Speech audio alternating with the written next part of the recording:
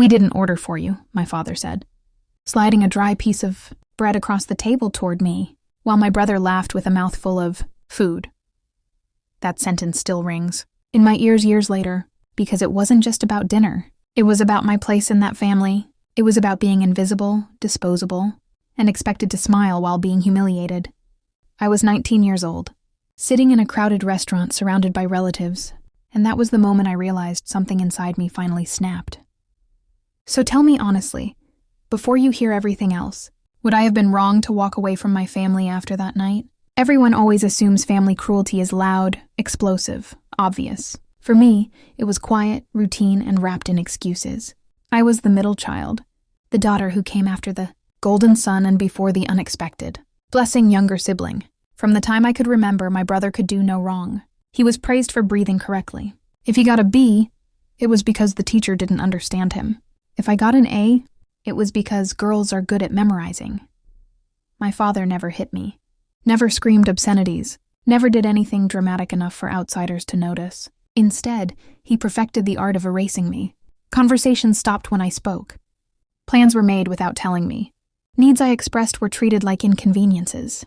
My mother noticed it, I think, but she believed peace was more important than fairness, and peace in our house meant keeping my father and brother happy. Food was always the clearest symbol of it. My brother got seconds before anyone else got firsts. If there was one piece of chicken left, it automatically went on his plate. When money was tight, I was reminded I could manage with less. I told myself I was being dramatic, that this was just how families were sometimes, that one day it would change. That hope kept me quiet for years. The night at the restaurant was supposed to be a celebration. My brother had gotten a new job, nothing extraordinary. But my father announced we were all going out to eat, a real restaurant, not street food, not leftovers. I remember getting ready carefully, choosing a simple outfit, telling myself this was a family moment, that I belonged here. When we sat down, my father ordered generously.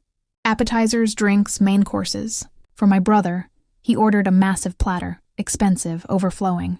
Then the waiter looked at me and asked what I wanted. Before I could open my mouth, my father waved his hand and said, "She'll have bread." The table went quiet for half a second. Then my brother snorted and said, "She's always on a diet anyway." Everyone laughed, including my mother, weakly, nervously. I felt my face burn. I said softly, "I didn't say I didn't want anything." My father didn't even look at me. He said, "We didn't order for you. Eat that." When the food came, my brother dug in happily while I tore pieces of bread so small it looked like I was eating crumbs. That was the moment I stopped trying to convince myself I was imagining things. On the way home, no one spoke about it. That was the unspoken rule. Ignore discomfort until it disappears.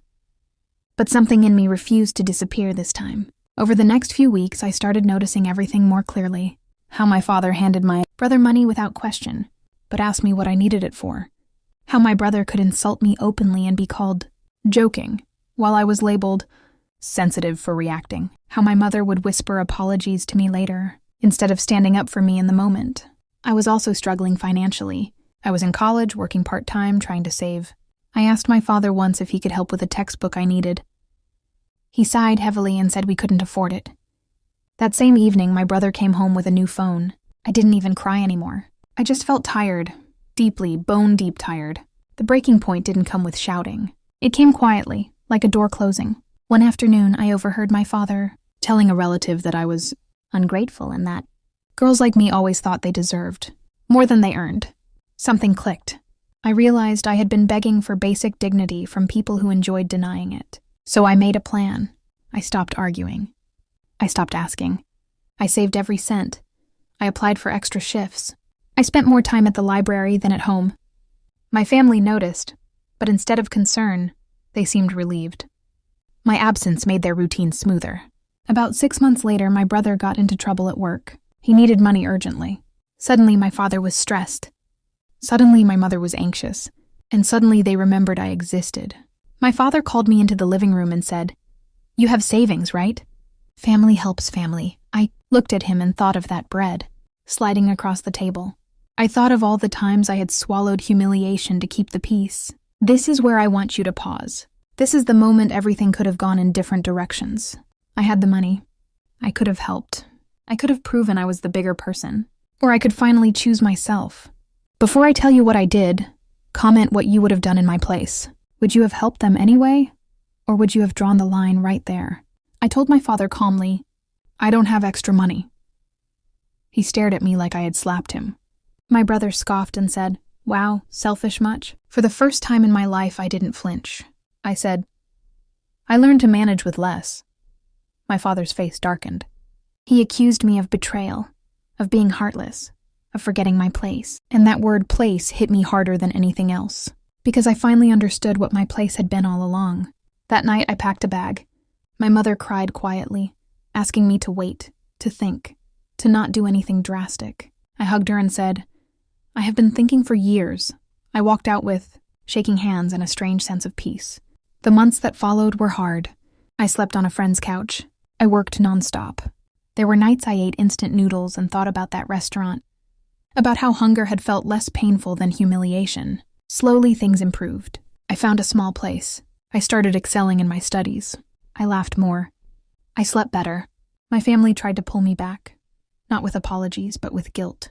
My father told relatives I was disrespectful. My brother said I was dramatic. No one ever said sorry for the bread, for the years of being less. And that told me everything I needed to know. The real climax came a year later at a family wedding. I almost didn't go, but I wanted closure. We sat at a long table, food everywhere. My father avoided my eyes. When the dishes were passed around, my brother hesitated, then pushed a plate toward me. You want some? He asked awkwardly. It was the first time he had ever offered me anything. I smiled politely and said, no, thank you. I've already eaten.